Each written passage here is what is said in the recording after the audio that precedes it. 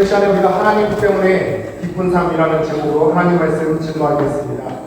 오늘 함께 보신 본문이 사무엘하 6장 16절부터 23절까지만 보았습니다만, 오늘은 우리가 하나님의 괴라고 하는 단어가 중점적으로 나오고 있는 사무엘하 6장 내용 전체를 우리가 함께 살펴보면서 하나님께서 우리에게 전해주시는 말씀을 함께 사모하며 들었으면 좋겠습니다.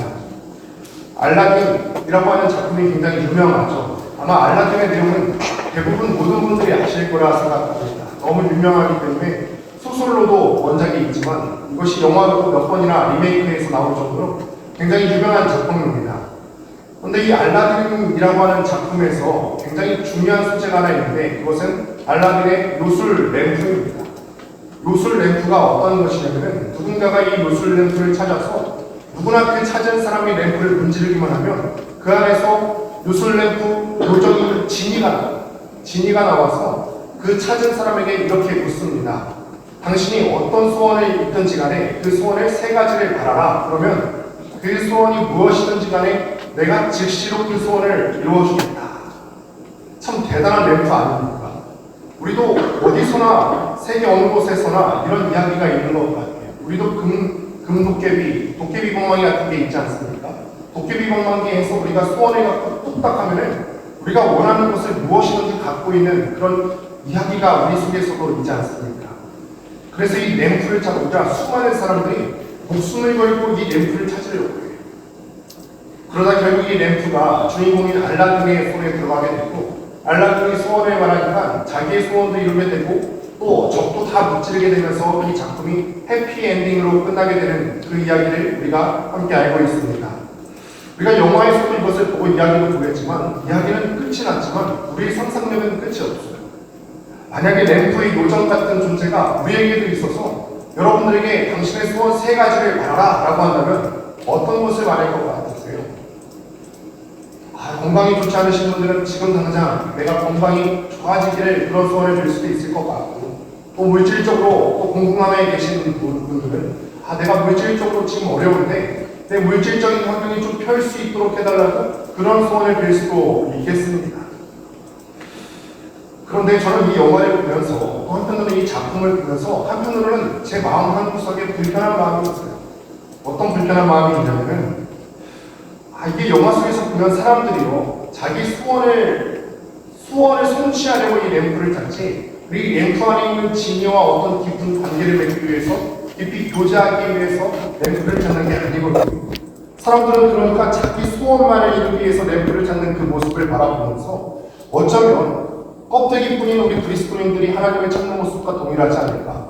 하나님을 찾을 때 하나님께서 뭔가 우리의 소원을 이루시려는, 하나님께서 내 소원을 이루어줬으면 좋겠다, 하나님 손에서 떨어질 콩고물은 기대하지만 하나님과 깊이 교제하려고 하지 않는 우리의 모습을 발견한다는 점에서 이 작품이 한편으로는 불편한 마음이 있습니다. 이 램프 요정 지니를 보면요, 램프 안에 갇혀있는 것을 죄하거든요. 전능하다는 점에서 우리가 섬기는 아버지 하나님과 굉장히 비슷한 속성을 갖고 있습니다. 그러나 사람들은요, 방금 전에도 제가 말씀드렸다시피 그 램프 요정 지니의 전능한 속성을 이용하려고만 하지, 어떤 사람도 램프를 찾으면서 그 지니가 과연 어떤 사람일까, 어떤 존재일까 진기를 궁금해하면서 지니와 교제하려고 하지 않았어요. 마침 영화 속에서 보게 되면요, 램프의 요정 지니가 굉장히 서글픈 표정을 짓는 장면이 한 군데 나오거든요. 왜 서글프냐면 사람들이 자기를 찾는 이유가 자기와 교제하기 위해서 찾는 것이 아니라 자기를 이용하려고 하기 위해서, 이용하기 때문에 서글픈 표정을 짓는 장면이 영화에서 우리가 찾을 수가 있습니다.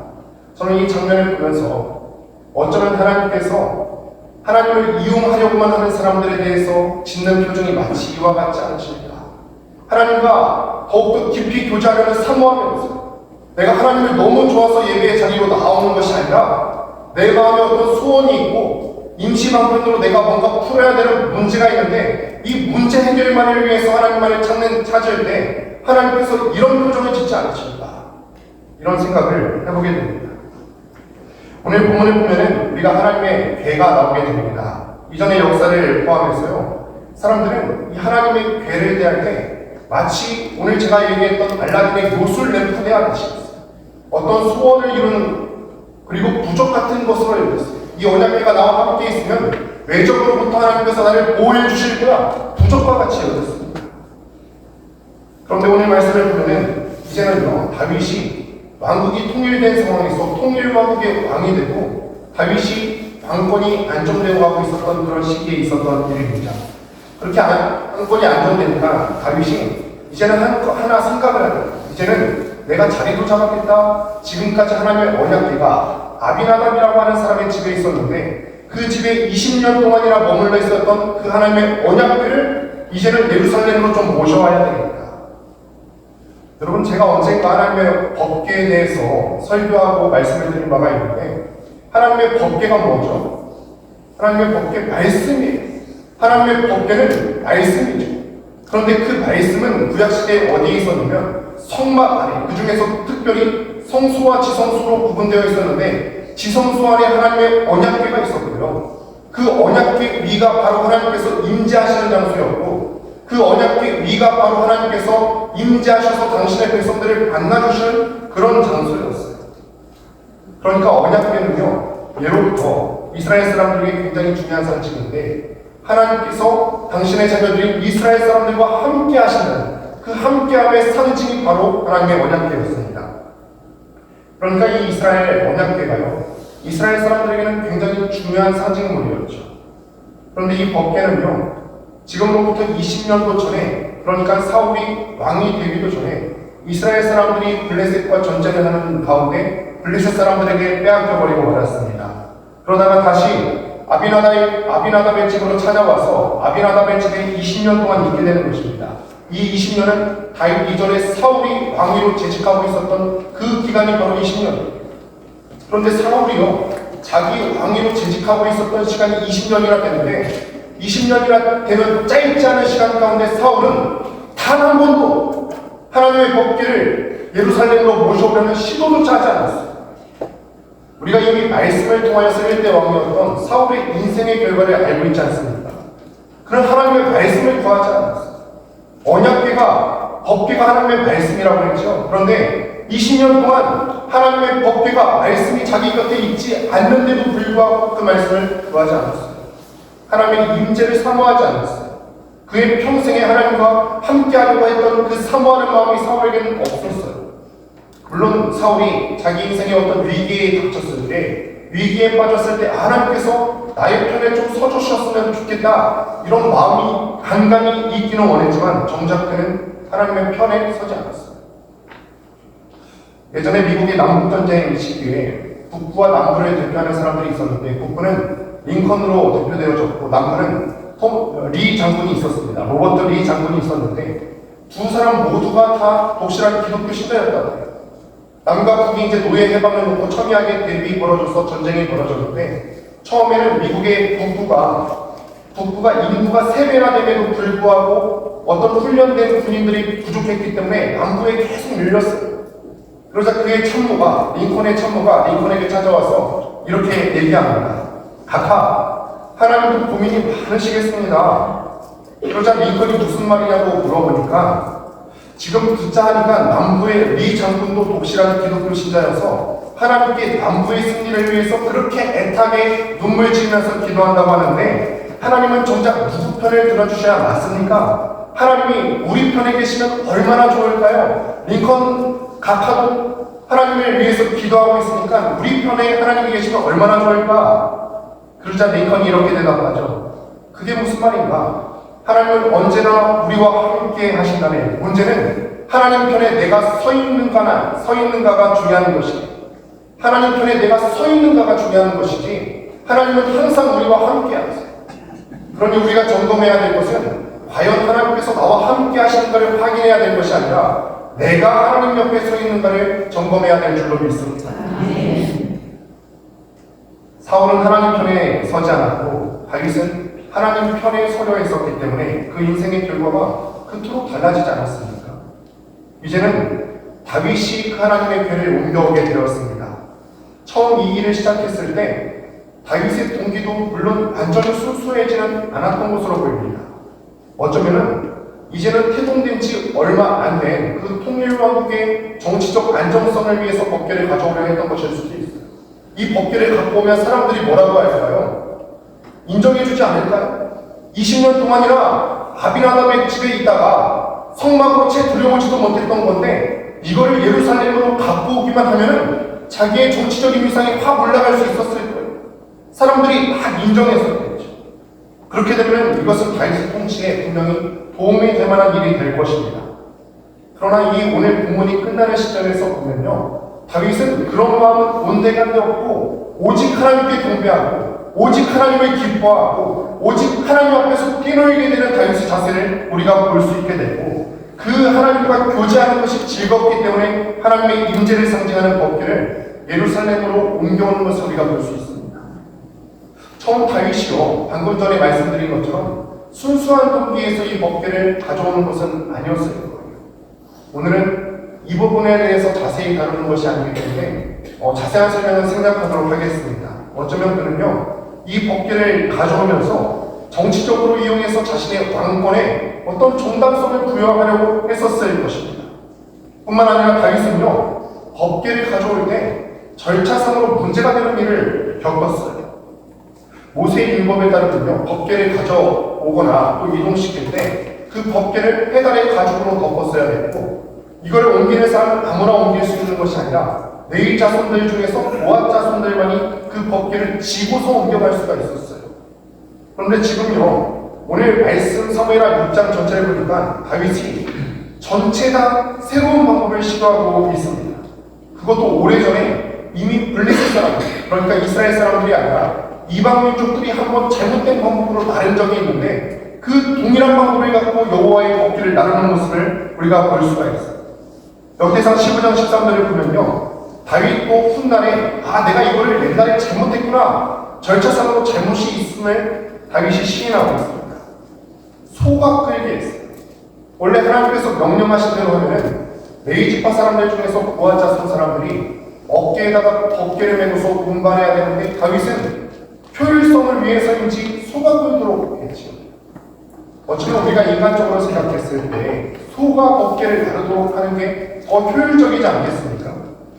그런데 이 본문을 통해서 우리가 분명하게 알 수 있는 사실은, 이 말씀을 보면서 이렇게 생각해 봤어요. 하나님의 법에 순종하는 데 있어서는 효율적인 게 중요한 것이 아니라 하나님의 말씀대로 그대로 순종하는 것이 중요하겠구나. 우리가 하나님의 말씀을 순종할 때는 내가 편리하려고 효율성을 따지면서 순종하는 것이 아니라, 때로는 그 말씀을 따르기 위해서는 효율적이지 않을 수도 있는데, 때로는 그것이 비효율적이라 하더라도 하나님의 말씀에 그대로 순종하는 것이 하나님께서 기뻐하는 일인 줄로 믿습니다. 어쩌면 요즘 우리 조국교회 그리스도인들에게 경종을 울리는 일입니다. 이 시대의 많은 신앙인들이 신앙생활을 하는 데 있어서 편리함을 추구하지 않습니까?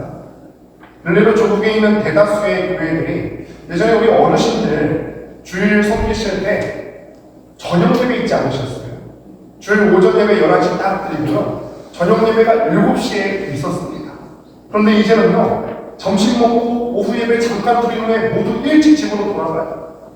물론 이런 경우 예배 시간을 몇 시에 해야 된다, 11시에 해야 된다, 11시 30분에 해야 된다, 2시에 해야 된다, 2시 30분에 해야 된다, 이런 것은 성경에 나오는 법도는 아닙니다. 그러나 이렇게 변경하고 7시에 예배를 드릴 수도 있었는데, 그래서 온전한 전체 하루를 하나님께 올려드릴 수 있었는데, 처음에 오후 예배를 2시로, 2시 반으로 땡긴 우리 마음의 동기를 점검해보자. 어떤 교회는요, 주중에 모든 예배를 다 없애는 교회도 있어요. 새벽 예배도 다 없애고 수요일에도 기도에도 드리지 않는다, 우리는 주일에 한 번 드린다. 그래서 어떤 목사님은 이게 농담인지는 모르겠는데 우리는 썬데이 교회야 라고 농담하시는 분도 있는데, 굉장히 서글픈 농담이 아닐 수 없어요. 주중에 구역예배라든지 가정공동체라든지 어떤 형태로든지 지체들이 3, 4, 5 모이는 것이 한국교회의 굉장히 아름다운 모습이고, 이거는 지금도 우리가 지켜야 되는 모습이라고 생각합니다. 그런데 이제는요, 우리가 바쁘다는 핑계로 그렇게 하면 효율성이 떨어지지 않습니까? 우리 수요일에 예배드리는 거 효율성이 떨어지지 않습니까? 이 핑계로 우리가 모이기를 피하고 있지 않습니다. 어쩌면 술에 서로 법궤를 운반하는 것처럼 몸이야 편하겠지. 그러나 때로는 우리가 하나님과 교제하기 위해서 또 그리스도의 교회를 세우기 위해서는 때때로 말씀 그대로 순종하고 때때로 수고스러움도 마다하지 않을 줄 믿습니다. 오늘 사무엘하 6장에서는 보면은 그렇게 다윗이 잘못된 방법으로 법궤를 운반하다가 드디어 일이 터지게 됩니다. 수레를 쏠던 소들이 깜짝 놀라서 뛰다가 배가 땅에 떨어질 거라니까 그것을 운반하던 사람들 중에 우사라고 하는 사람이 있었는데 그 우사가 배가 땅에 떨어질 것 같으니까 손으로 그 배를 잡은 거예요. 그래서 하나님께서 우사를 치심으로 우사라고 하는 사람이 그 자리에서 죽었습니다. 율법은요, 어떤 이유에서든지 사람이 하나님의 언약궤를 손으로 직접 만지는 것을 용납하지 않습니다. 법궤를 만지는 것은 하나님의 거룩하심을 훼손하는 행위였고 하나님께서는 이런 불순한 행동을 절대로 용납하지 않으시겠다는 거죠. 근데 이런 비슷한 일이 예전에도 있었어요. 예전에 법궤를 처음에 들어오려고 했을 때 법궤가 이스라엘 땅으로 왔을 때 기럇 여아림이라고 하는 곳에서 또 베세메스라고 하는 곳에서 사람들이 언약궤가 너무 신기하잖아요. 그래서 언약궤를 함부로 들여다보다가 그 들여다본 사람 70명이 죽었어요. 이 역시도 하나님의 철저한 거룩하심을 강조하는 사건이었습니다. 우사가 죽었는데 우사의 죽음이 다윗에게 큰 충격을 주게 됩니다. 그는 지금 이 법궤를 가져오려고 했을 때 마음 한편으로는 자기 왕권을 강화시키려는 도구로 사용하려고 했어요. 그러나 하나님께서는 70명의 베세메스 사람들을 죽인 것처럼 이번에는 우사를 죽임으로써 법궤를 함부로 대하지 말라고 경고하는 거예요. 법궤는 네 마음대로 움직일 수 있는 게 아니야. 법궤는 너의 유익을 위해서 움직일 수 있는 게 아니라 너의 일신의 안위를 위해서 함부로 움직일 수 있는 그런 게 아니란 말이야. 네가 나를 이용하려고 하니 나는 누구에게 이용당하는 존재가 아니야. 하나님께서 분명 다윗을 사랑하시고 또 다윗을 인정하시지만 그분은 결코 그 누구의 손에도 붙잡히지 않으시는 뜨거운 감자였던 거예요. 그러자 다윗은요 여호와의 새로운 차원에서 두려워하는 마음이 일어나게 됩니다. 사무엘하 6장 9절 말씀을 보면 이렇게 기록합니다. 같이 한번 한 목소리로 읽겠습니다. 시작. 다윗이 그날에 여호와를 두려워하되 여호와의 거하시기를 두려워하고. 아멘. 여호와를 두려워하기 시작했어요. 여호와를 두려워했어요. 내가 실수했구나. 하나님의 법궤에 다루는 데 있어서 내 마음의 동기도 잘못됐고 하나님의 법궤에 다루는 데 있어서 내가 경건한 분이구나 깨닫게 되었던 것이죠.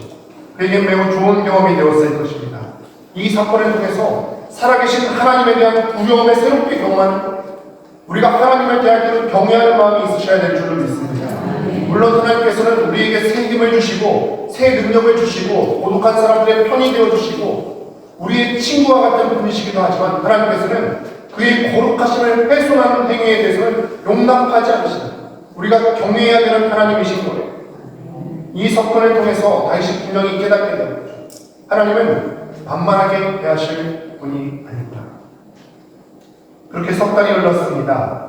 하나님의 교회는요 예루살렘으로 돌아오지 못했고 그 석 달 가운데 우리가 잘 아는 오벳에돔이라고 하는 사람의 집에 하나님의 언약궤가 있었고 석 달이라는 짧은 시간 가운데 하나님께서는 오벳에돔의 집에 환한 복을 주셨어요. 굉장한 축복을 주셨죠. 임마누엘 하나님의 위력이 그 집 가운데 나타나게 되었습니다. 법궤가 머물러 있는 그 오벳에돔의 집안에 하나님의 복이 가득하다는 말을 전해들은 다윗은 다시 법궤를 예루살렘으로 가져오려고 작정합니다. 이번엔 잘 준비해서 갖고 와야지. 이번엔 운반 절차를 철저하게 준비했고 지난번 사건에서 체험한 그 여호와에 대한 두려움이 그를 사로잡았기 때문에 영적으로도 그는 만반의 준비가 되어 있었어요. 그래서 법궤를 준비할 때 이번에는 제사장의 예복을 잘 차려입고 그 앞에서 진두지기 또 그 법궤를 가져올 때는 일정한 걸음에 맞춰서 가져왔고 보아자손들에 의해서 법궤를 나르게 했고 매우 성대하게 그 하나님의 법궤를 예루살렘으로 가져오는 그런 절차를 진행하게 됩니다. 법궤가 6걸음을 뗄 때마다 다윗이 하나님 앞에 제물을 바쳤어요. 이제는 막 가져올 수 있는 게 아니라는 거죠. 하나님 앞에 6걸음 뗄 때마다 제물을 바치면서 이 법궤가 들어오고 있다는 것을 기뻐하면서 하나님 앞에 나아갔고 드디어 이 하나님을 경외할 줄 아는 태도가 그의 제사를 통해서 매 걸음마다 묻어있게 되었던 것입니다. 이 전 과정을 거룩하게 하기 위한 조치였던 것입니다. 그리고 다윗은 이 일에 참여한 모든 백성과 하나님 앞에서 일종의 애찬식을 거행합니다. 우리가 잘 알다시피 하나님의 법궤가 들어올 때 다윗이 열렬하게 춤을 추면서 법궤의 예루살렘 백성을 환영했어요. 하나님께서도 기뻐했을 것이고 다윗도 법궤에 들어오면서 기뻐했을 것이고 온 백성도 빼앗겼던 하나님의 법궤가 드디어 돌아오는구나. 그 구약시대 우리의 선조들 때 하나님의 법궤가 있음으로 말미암아서 하나님께서 우리와 함께 하시다는 상징이 우리 가운데 있었는데 이게 빼앗겼다가 드디어 우리 가운데 돌아오게 된 겁니다. 그런데 모두가 기뻐하는 이 시간에 한 여인만이 불편한 눈으로 다윗을 주시합니다. 그 사람이 누구였죠? 다윗의 아내이자 사울의 딸이었던 미갈이었어요. 많은 사람들이 이 기쁜 일에 동참했는데 왜 미갈을 함께하지 않았습니까? 저자는요, 미갈을 소개하기를 사울의 딸이라고 소개해요. 사울이 끝난 줄 알았거든요. 사울이 죽고 나서 그의 대가 끝나고 다시는 그의 이름이 나오지 않을 줄 알았어요. 그런데 성경 기자가 명확하게 어떤 단어를 쓰는 것은 이유가 있어서 그렇습니다. 마찬가지로 본문에 이전 정권인 사울의 이름이 다시 한번 오늘 말씀 가운데 등장하게 된 것도 이유가 있어요. 미갈이 다윗의 행동을 못마땅하게 여긴 이유는 그녀가 다윗의 그 사울의 집안을 대표하는 사람이었고 사울의 관점에서 다윗을 바라보니까 못마땅하더라는 거죠. 만약에 아버지 사울이라면 조금 더 품위 있게 이 법궤를 받지하지 않았을까? 아버지 사울이라면 이렇게 하지 않았을 텐데 아버지 사울이라면 왕의 채통을 생각해서 저렇게 춤추면서 하지 않았을 텐데 문제는 사울도 얼마든지 이 법궤를 자신의 수도로 옮겨올 기회가 있었지만 방치했다는 거예요. 정확한 사실은 무엇이냐면 사울도 물론 그렇게 할 수 있었겠지만 20년 동안 한 번도 하나님의 법궤를 찾지 않았어요. 일을 마치고 집으로 돌아온 다윗에게 미갈이 이렇게 말합니다. 당신 꼴이 보기 좋던데요? 언약궤가 돌아와서 다 춤췄어요? 그런데 그 하이가 내려오는데 당신 꼴이 아직 보기 좋습니다. 여러분 이게 칭찬일까요? 칭찬이 아니에요. 진짜 보기 좋아서 보기 좋습니다 한 게 아닙니다. 지금 미갈이 다윗을 조롱하고 비웃고 있는 거예요. 사울의 딸로서 과거 정권의 공주였던 그녀가 던진 이 말은 이런 의도입니다.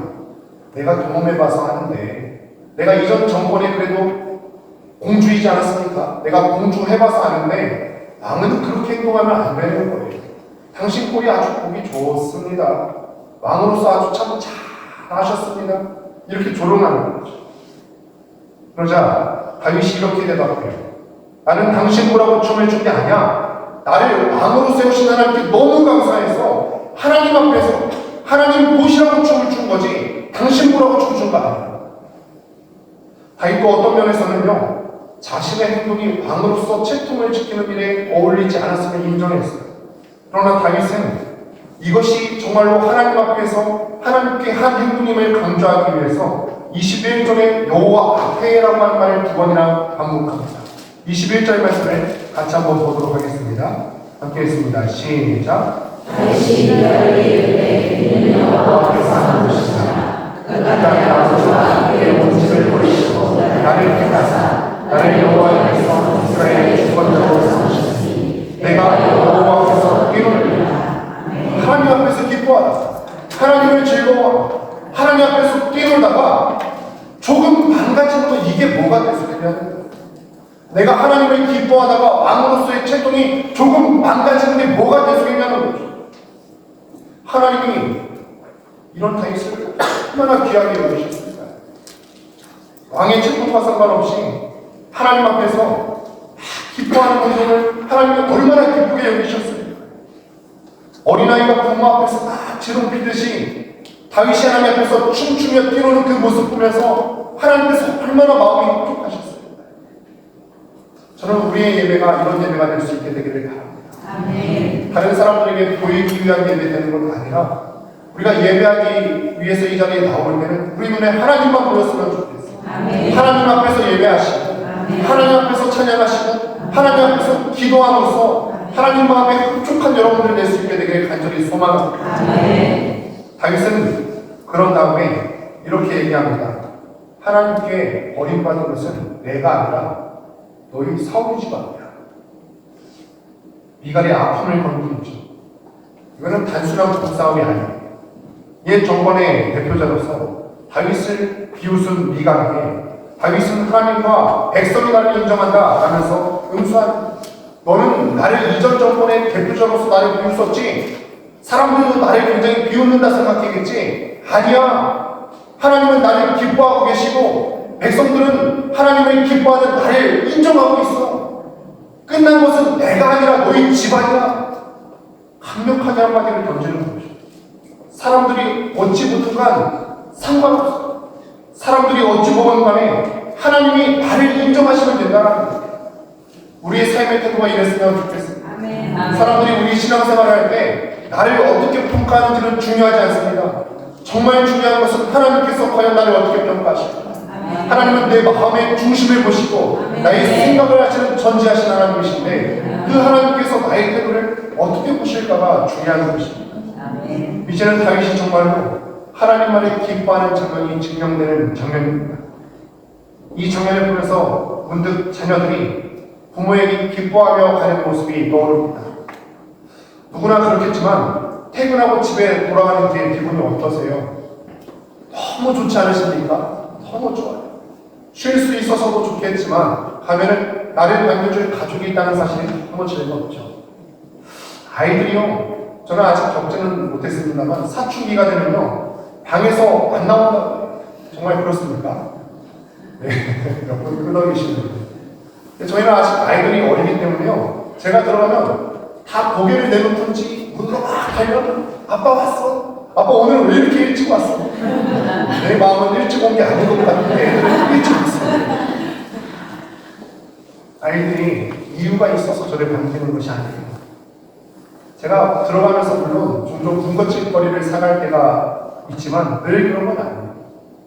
아이들이 제가 퇴근했을 때 저를 반기는 이유는 제 손에 어떤 콩고물이 들려 있어서가 아니라 그냥 제가 아빠기 때문에, 아빠가 왔기 때문에 아이들은 즐거운 것이지요. 이 상황에서 자녀만 기쁠까요? 자녀만 기쁜 게 아니에요. 저도 막 들어가면요 아이들이 그렇게 강아지처럼 쭉 나오면요 너무 좋아요. 다들 이렇게 아빠를 이렇게 즐거워하는 모습을 보면서 제 마음이 얼마나 흡족한지 모릅니다. 다윗도 그렇습니다. 오늘 본문 말미에서 다윗이 하나님 앞에서 기뻐한다고 강조해서 이야기합니다. 정확하게 표현되어 있지는 않지만 처음 궤를 옮겨올 때는 분명한 잘못이 있었어요. 옮겨오는 방법도 잘못됐고 또 다윗의 동기도 잘못된 것처럼 보입니다.